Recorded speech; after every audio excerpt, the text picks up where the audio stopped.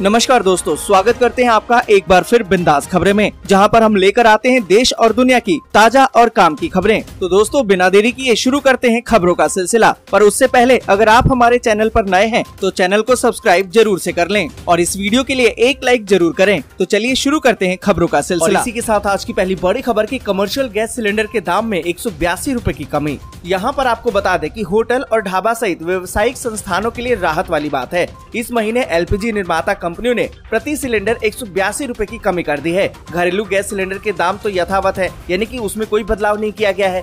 आपको बता दें कि 3 महीने के बाद कमर्शियल गैस सिलेंडर के दाम में रसोई गैस निर्माता कंपनियों ने दाम में कमी की है। आपको बता दें कि इस महीने 182 रूपए के दाम में कटौती की गई है। अब इससे 2264 रूपए देकर आप सिलेंडर खरीद पाएंगे। और इसी के साथ अगली बड़ी खबर कि दिवाली और छठ के लिए ट्रेन में नहीं मिल रही है कंफर्म सीट, तो सस्ते में बुक करें फ्लाइट की टिकट। आपको बता दें कि दिवाली और छठ में अभी करीबन 4 महीने का समय है, लेकिन बिहार, झारखंड या फिर पूर्वांचल की तरफ जाने वाले अधिकतर ट्रेनों में अभी से ही सीटें बुक हो गई हैं। ऐसे में अगर आप फ्लाइट की टिकट लेने की सोच रहे हैं तो हम आपको बताते हैं कि फ्लाइट की सस्ती टिकट कैसे बुक होगी। आपको बता दें कि अगर आप अपने दोस्तों या फिर परिवार के साथ कहीं जाने का प्लान कर रहे हैं तो आपको एक ही ट्रांजैक्शन में कई लोगों का टिकट बुक कराने के बजाय अलग अलग टिकट बुक करने के ऑप्शन पर गौर करना चाहिए। ऐसा करके आप कुछ पैसों की बचत भी कर सकते हैं। आपको बता दें कि दिन और समय के हिसाब से भी टिकट सस्ती मिलती है। आपको बता दें कि सुबह 8 बजे से पहले सस्ती टिकट मिलने की संभावना ज्यादा होती है। और इसी के साथ अगली बड़ी खबर की पंजाबी सिंगर सिद्धू मूसेवाला की हत्या के मामले में दिल्ली पुलिस ने 2 लोगों को और किया गिरफ्तार। आपको बता दें कि दिल्ली पुलिस के विशेष प्रकोष्ठ ने पंजाबी गायक सिद्धू मूसेवाला की हत्या के कथित रूप से शामिल 2 और लोगों को गिरफ्तार कर लिया है। अधिकारियों ने इसकी जानकारी दी है। उन्होंने बताया कि इसके साथ ही पुलिस मामले में अभी तक 5 लोगों को गिरफ्तार किया जा चुका है। अधिकारियों ने बताया कि दिल्ली पुलिस ने अंकित और सचिन भिवानी को रविवार की रात गिरफ्तार किया। दोनों ही लॉरेंस बिश्नोई और गोल्डी बरार गिरोह के वांछित अपराधी हैं। और इसी के साथ अगली बड़ी खबर के ज्ञानवापी मामले में सुनवाई हुई पूरी। 12 जुलाई को मुस्लिम पक्ष फिर से रखेगा दलील। आपको बता दें कि वाराणसी में ज्ञानवापी केस में आज फिर जिला कोर्ट की सुनवाई हो चुकी है। आज मुस्लिम पक्ष ने अपनी दलीलें रखी। हालांकि मुस्लिम पक्ष की कुछ दलीलें अभी भी रह गई हैं, जिन पर अब 12 जुलाई को सुनवाई होगी। आपको बता दें कि श्रृंगार गौरी नियमित दर्शन पूजन मामले में 84 दिन में पूरी सुनवाई करने के बाद जज को फैसला सुनाना है। ग्रीष्मकालीन अवकाश के बाद जिला जज अजय कृष्ण विश्वेश्वर ने फिर से सुनवाई की है। और इसी के साथ अगली बड़ी खबर की रेस्टोरेंट में अब खाना खाने के लिए अगर जा रहे हैं तो आपके लिए है गुड न्यूज। होटल वाले अब नहीं वसूल पाएंगे सर्विस चार्ज। आपको बता दें कि केंद्रीय उपभोक्ता संरक्षण प्राधिकरण की तरफ से एक राहत भरी खबर है। रेस्टोरेंट और होटलों में लगने वाले सर्विस चार्ज को पूरी तरह से खत्म कर दिया गया है। अब आपके बिल में सर्विस चार्ज जुटकर नहीं आएगा।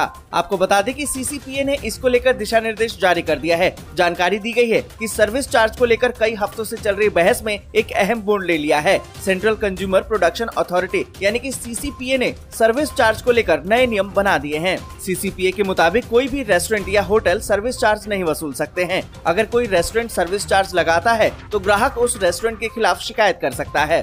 और इसी के साथ अगली बड़ी खबर की डायबिटीज, हाई बीपी, कोलेस्ट्रॉल इन सभी सहित 84 दवाओं के रिटेल कीमतें तय। मनमानी नहीं कर सकेंगी अब फार्मा कंपनीज। आपको बता दें कि डायबिटीज, सिर दर्द और हाई ब्लड प्रेशर के इलाज के लिए यूज होने वाली दवाओं के दामों को अब सरकार ने नियंत्रित कर दिया है। दवा मूल्य निर्धारण नियामक यानी कि NPPA ने डायबिटीज, सिर दर्द और हाई ब्लड प्रेशर के इलाज के लिए जो दवाएं इस्तेमाल होती हैं, करीबन ऐसी 84 दवाएं हैं जिसकी खुदरा कीमतों को सरकार ने तय कर दिया है। अब तय कीमतों से ज्यादा मूल्य पर या फिर मनमानी दाम पर इन दवाओं को बेचा नहीं जा सकेगा। कीमतें तय होने से फार्मा कंपनियों की अब मनमानी रुकेगी। इससे आम लोगों को राहत मिलेगी। और इसी के साथ अगली बड़ी खबर की उमंग ऐप से निकाल सकते हैं अपने PF का पैसा। बेहद है आसान तरीका। यहाँ पर आपको बता दें कि पहले के समय में EPF से पैसा निकालना कठिन काम हुआ करता था, लेकिन अब आप घर बैठे ही EPF का पैसा निकाल पाएंगे। इसके लिए आपको उमंग ऐप को डाउनलोड करना होगा, जिसके जरिए आप आसानी से PF का पैसा निकाल पाएंगे। सरकार ने 2017 में उमंग ऐप को लॉन्च किया था। आपको बता दें कि अगर आपको भी घर बैठे ही PF का पैसा निकालना है तो उमंग ऐप आपके फोन में होना चाहिए। आप सबसे पहले उमंग ऐप को लॉगिन कर लीजिए। उसके बाद EPF को चुनकर एम्प्लॉय सेंट्रिक सर्विस पर क्लिक करें। इसके बाद आप रेज क्लेम ऑप्शन को क्लिक करें, UAN नंबर की जानकारी दर्ज करें, गेट OTP पर क्लिक करें। इसके बाद रजिस्टर मोबाइल नंबर पर OTP आएगा। OTP भरने के बाद लॉगिन पर क्लिक कर दें। इसके बाद आप बैंक के आखिरी के 4 डिजिट को दर्ज करें, मेंबर ID सेलेक्ट करके प्रोसीड फॉर क्लेम पर क्लिक करें। इसके बाद एड्रेस भरें, करें। एड्रेस भरने के बाद नेक्स्ट पर क्लिक कर दें। इसके बाद चेक की फोटो को अपलोड करें। इसके बाद आपके खाते में तय समय सीमा के भीतर पैसा ट्रांसफर हो जाएगा। और इसी के साथ अगली बड़ी खबर कि महाराष्ट्र विधानसभा में एकनाथ शिंदे की सरकार ने हासिल किया विश्वास मत, फ्लोर टेस्ट में हुए पास। आपको बता दें कि महाराष्ट्र के नए मुख्यमंत्री एकनाथ शिंदे ने अग्नि परीक्षा पास कर ली है। उन्होंने विधानसभा में बहुमत परीक्षण पास कर लिया है। एकनाथ शिंदे सरकार को 164 वोट पड़े। वहीं उद्धव गुट के एक विधायक ने शिंदे के पक्ष में वोट डाला। आपको बता दें कि शिवसेना विधायक संतोष बागर ने शिंदे सरकार के समर्थन में वोट किया। संतोष ने सोमवार को ही उद्धव का दामन छोड़कर शिंदे गुट को ज्वाइन किया। और इसी के साथ अगली बड़ी खबर की मोदी सरकार की अग्निपथ योजना को सुप्रीम कोर्ट में चुनौती, याचिकाओं पर अगले हफ्ते होगी सुनवाई। यहाँ पर आपको बता दें कि सुप्रीम कोर्ट ने सोमवार को कहा कि वो सशस्त्र बलों में भर्ती के लिए केंद्र की अग्निपथ योजना को चुनौती देने वाली याचिकाओं पर अगले सप्ताह सुनवाई करेगी। आपको बता दें कि गर्मी की छुट्टी के बाद शीर्ष अदालत के दोबारा खुलने पर याचिकाओं को अगले सप्ताह उपयुक्त पीठ के समक्ष सूचीबद्ध किया जाएगा। और इसी के साथ अगली बड़ी खबर कि महाराष्ट्र में सस्ता होगा पेट्रोल और डीजल, एकनाथ शिंदे का फ्लोर टेस्ट में पास होते ही बड़ा ऐलान। आपको बता दें कि महाराष्ट्र के नए मुख्यमंत्री के रूप में अपने पहले बड़े लोक लुभावन कदम में एकनाथ शिंदे ने पेट्रोल और डीजल की कीमतों को कम करने का फैसला लिया है। फ्लोर टेस्ट में पास होने के तुरंत बाद ही सीएम शिंदे ने सोमवार को कहा कि महाराष्ट्र ईंधन पर मूल्य वर्धित पर यानी कि वैट को कम करेगा, जिससे कि राज्य में कीमतों में बड़ी कमी आएगी। नई सरकार के इस कदम से महाराष्ट्र में पेट्रोल और डीजल की कीमतें कम होंगी। और इसी के साथ अगली बड़ी खबर कि अंतरिक्ष में मनाया गया लुहांस्क पर रूस के कब्जे का जश्न, रूसी स्पेस एजेंसी ने जाने क्या कहा। आपको बता दें कि 4 महीने से जारी रूस और यूक्रेन की जंग में लगातार उतार चढ़ाव देखने को मिल रहा है।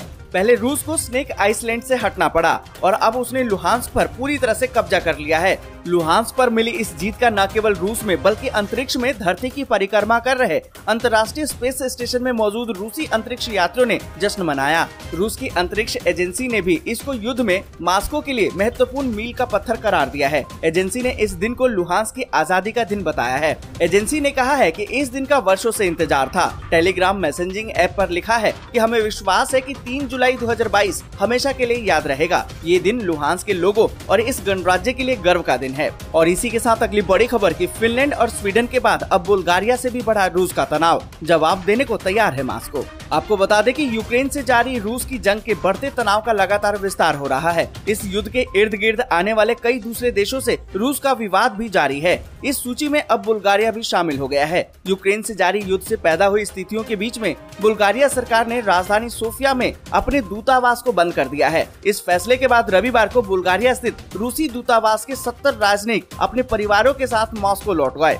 आपको बता दें कि बुल्गारिया ने सोफिया में नियुक्त राजनयिकों को अवांछित करार देते हुए उन्हें देश से बाहर जाने के लिए कहा था। और इसी के साथ अगली बड़ी खबर कि उदयपुर में कर्फ्यू में ढील, इंटरनेट भी किया गया चालू। आपको बता दें कि उदयपुर में सोमवार को कर्फ्यू में सुबह 8 बजे से 12 घंटे की ढील दी गई। दर्जी कन्हैया लाल की गला काटकर हत्या के बाद से जिले में सांप्रदायिक तनाव पैदा हो गया था, जिसके बाद प्रशासन ने घटनास्थल के आसपास के इलाकों में एहतियातन कर्फ्यू लगा दिया था और साथ ही इंटरनेट सेवाओं को बंद कर दिया गया था।